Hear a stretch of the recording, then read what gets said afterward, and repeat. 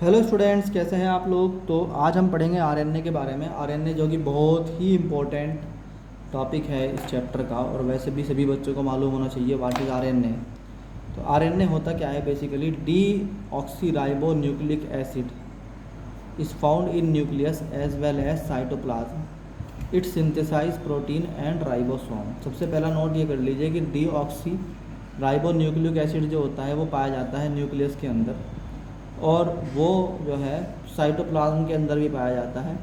It synthesise, ये synthesise करता है प्रोटीन को, राइबोसोम को। पहली लाइन ये याद कर लीजिए। डी राइबो न्यूक्लिक एसिड जो कि पाया जाता है न्यूक्लियस में, डी राइबो न्यूक्लिक एसिड जो कि पाया जाता है न्यूक्लियस में, वो क्या करता है, सिंथेसाइज करता है प्रोटीन और राइबोसोम को। ठीक, ये वाली लाइन आपको याद करनी है। Now what is the RNA. RNA का स्ट्रक्चर और यही आपको पूरा समझा देगा। सिंगल स्ट्रैंडेड होता है, पहली बात। दूसरी बात, पॉली न्यूक्लियोटाइड चेन है जो कि राइबो न्यूक्लियोटाइड से बनी हुई है। इट कंटेन शुगर, वही सेम टू सेम डीएनए वाला मामला, and A phosphate radical and one nitrogenous base. अगर आपने पिछले लेक्चर ढंग से पढ़ा है, सुना है, तो उसके अंदर क्या आया था, इधर तो शुगर आई थी, है ना, पेंटोस शुगर थी कि नहीं थी, यहाँ पे याद करो एक बार। इधर फॉस्फोरस था, फॉस्फोरस का क्या था, पी का एलिमेंट था, और इधर क्या था, नाइट्रोजनस बेस था। इस तरह से कुल मिला के न्यूक्लियोटाइड बन गया था। इस तरह से न्यूक्लियोटाइड की चेन होती है, बिल्कुल सेम यहाँ पर भी। देखो इसके अंदर भी क्या है, एक पेंटोस शुगर है, इधर आपके पास क्या है, नाइट्रोजनस बेस है, और यहाँ फॉस्फोरस का H3PO4 का आपके पास एक एलिमेंट है, H3PO3 का। अब जैसे डीएनए था, तो डीएनए डबल हेलिकल था ऐसे, तो यहाँ से अगर आप बीच में से काट दें तो जो एक चेन बनेगी, इसे बोलते हैं पॉली न्यूक्लियोटाइड चेन, यही आरएनए होता है।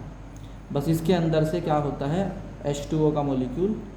अरे बोल लो भाई, इसमें एक्स्ट्रा ज़्यादा होता है किसके मुकाबले, डीएनए के। तो पहला पॉइंट है, सिंगल स्ट्रैंडेड होता है। दूसरी बात, डबल स्ट्रैंडेड नहीं होता डीएनए की तरह। दूसरी बात, poly nucleotide chain consist of ribo nucleotide. It contain a sugar, इसमें शुगर है, ये रही देखो सेंटर में है कि नहीं है, क्या है भाई, शुगर है। ये वाली भी शुगर, सेम मतलब वही चीज़ रिपीट हो रही, इसलिए हर बार शुगर के मॉलिक्यूल दिखाई दे रहे हैं आपको। इसमें क्या है, शुगर है, एक फॉस्फेट रेडिकल है, ये रहा फॉस्फेट रेडिकल। यही फॉस्फेट रेडिकल क्या करता है, आपस में लिंक करता है सारी शुगर्स को, और नाइट्रोजनस बेस होता है। देखो ये रहा यूरेसिल वगैरह वगैरह, यहाँ पर आपके पास क्या होंगे, नाइट्रोजनस बेस है। नाइट्रोजनस बेस कौन कौन से हो सकते हैं, एडेनाइन, ग्वानाइन, साइटोसिन और यूरेसिल। इसमें थायमाइन नहीं होता। तो जैसे यहाँ पर अगर मान लीजिए, मैंने तो सब जगह यू लिख देता ताकि बाद में समझाऊंगा। यहाँ पे यूरेसिल हो सकता है, ए हो सकता है, जी हो सकता है, और सी हो सकता है। ये आपके यहाँ पे क्या होते हैं, नाइट्रोजनस बेस होते हैं। It does not follow चारगाफ rule. ये चारगाफ रूल यानी कि A+T अपॉन C+G का रेशो कांस्टेंट होता है, इसको फॉलो नहीं करता है। ठीक है। Various nucleotide are joint by phosphodiester bond. देखो ये इससे लिंक्ड है, ये इससे लिंक्ड है, ये इससे लिंक्ड है। कौन लिंक कर रहा है, ये वाला बॉन्ड। इस बॉन्ड का नाम है फॉस्फोडाइस्टर। क्या नाम है, फॉस्फोडाइस्टर बॉन्ड, यहाँ लिखा हुआ है फॉस्फोडाइस्टर बॉन्ड से लिंक्ड होता है। The chain of RNA strand has well defined ends. इसके अच्छे वेल डिफाइंड एंड्स होते हैं, कौन से, 3 और 5। ठीक है, ये था डीएनए, ये था आपका आरएनए। आरएनए के बारे में लिख लीजिए सारा का सारा, ये है आरएनए। इसका स्ट्रक्चर साइड में डेवलप हुआ हुआ है, बना लीजिए ये। What is the type of RNA. RNA के कौन कौन से टाइप होते हैं। पहला होता है राइबोसोमल आरएनए। राइबोसोमल आरएनए, सबसे ज़्यादा आरएनए यही वाला होता है।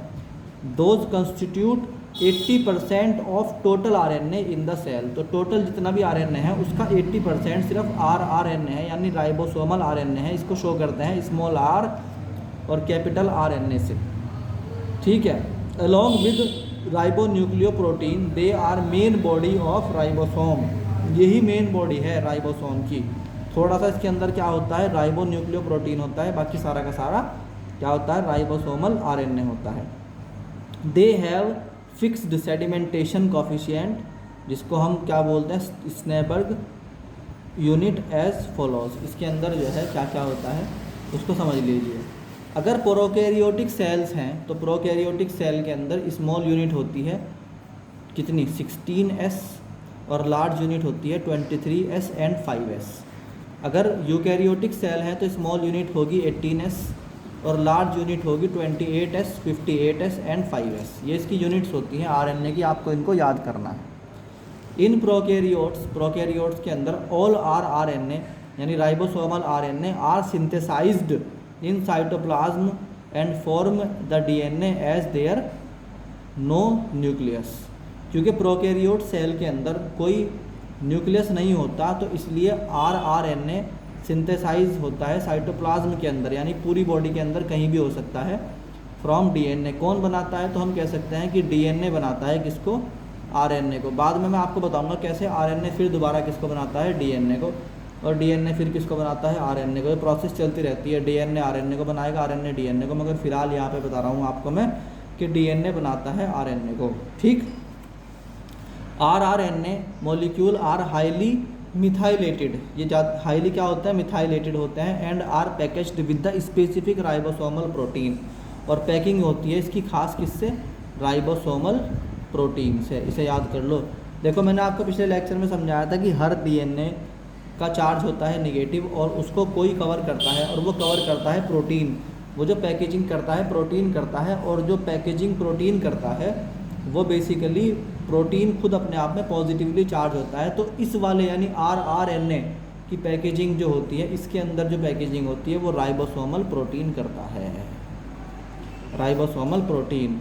RNA has high degree of secondary structure. इसके अंदर सेकेंडरी स्ट्रक्चर काफ़ी ज़्यादा होता है। About 70% of it become double standard. इसमें क्या होता है? मान लो ऐसे करते करते एक सिंगल लाइन जा रही, वो ही अपने आप को घुमा के दोबारा ले आएगा, तो क्या हो गया? डबल लाइन बन जाती है। भाई देखो आपके पास एक तार है ना, तो एक कंडीशन तो ये वाली होती है कि दो तार आपके पास है, दोनों को आपने एक दूसरे के ऊपर ऐसे लपेट दिया।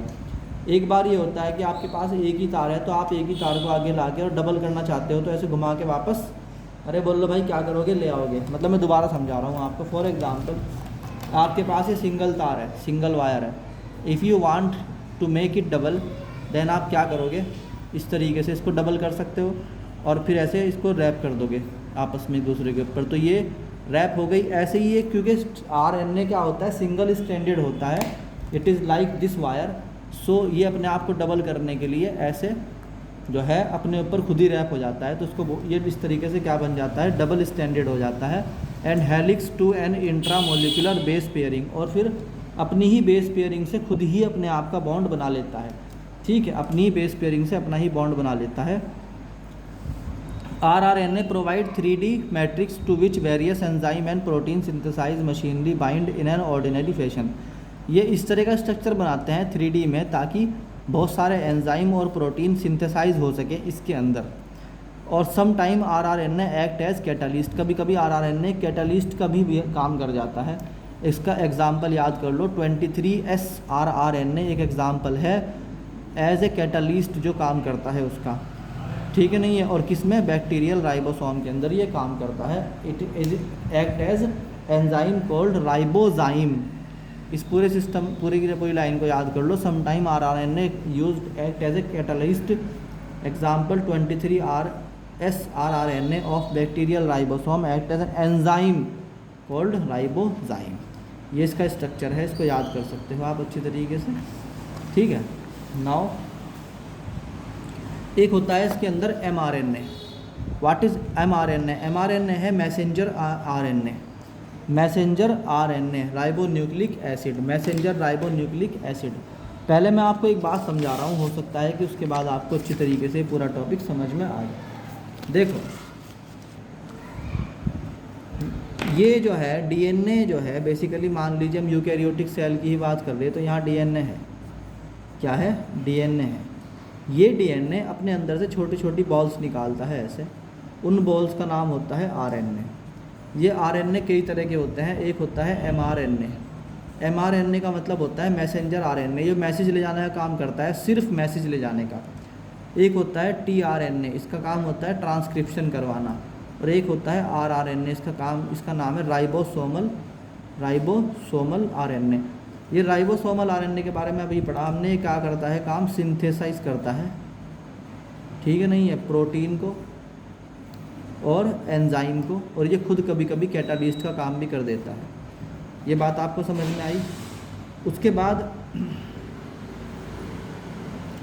इसके बाद इसमें जो है नेक्स्ट थिंग इज़ कि मैसेंजर आरएनए ये मैसेज का काम करेगा, मैसेज ले जाने का, ठीक। और ये किसका काम करेगा, ट्रांसक्रिप्शन का काम करेगा। तो मान लीजिए एक सेल को दूसरा सेल डेवलप करना है, तो पहले ये क्या करेगा, अपने न्यूक्लियस के अंदर से डीएनए को बोलेगा कि जाओ और वहाँ भेजो आरएनए।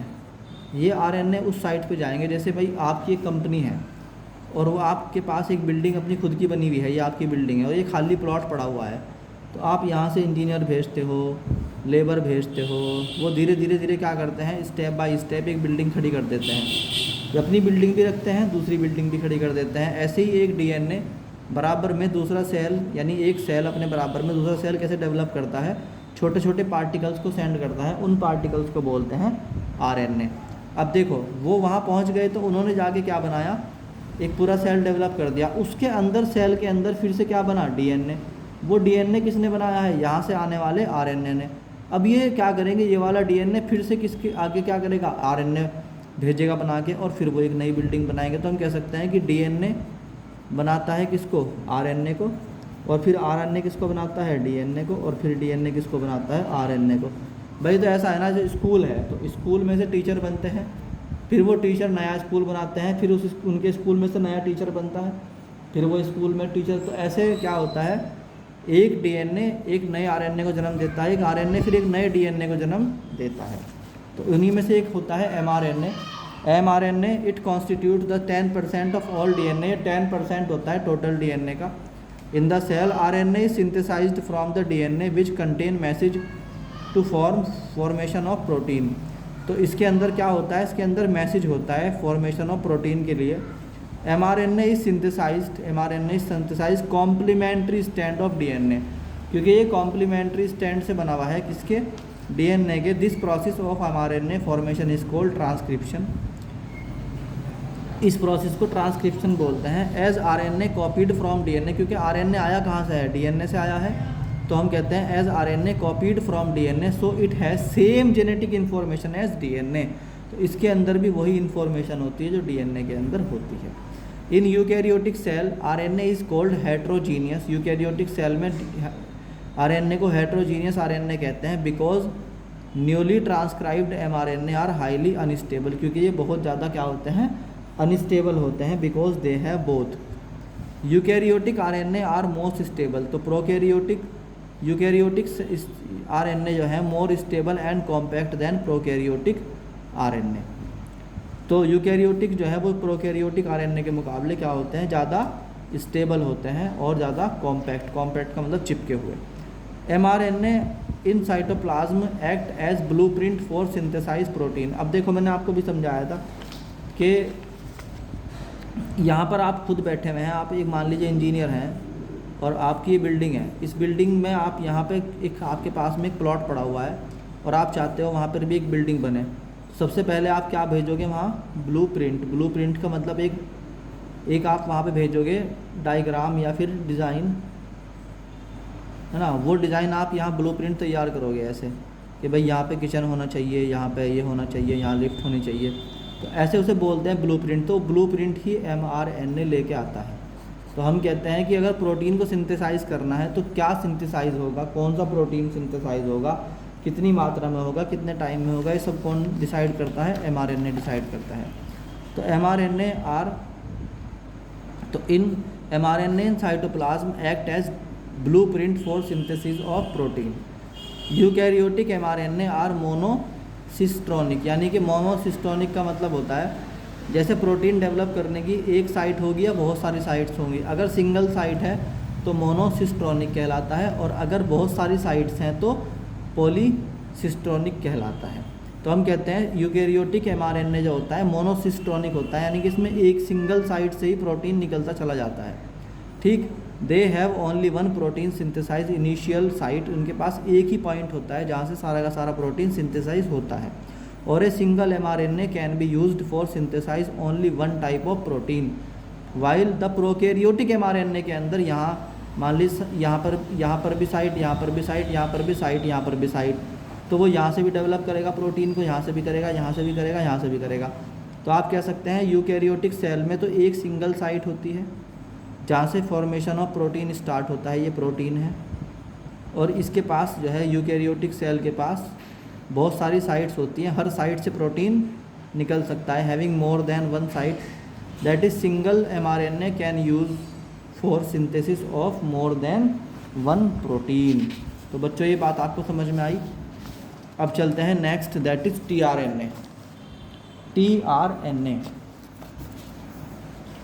तो tRNA को हम नेक्स्ट लेक्चर में लेंगे। होप आपको यहाँ तक समझ में आया होगा। Thank you.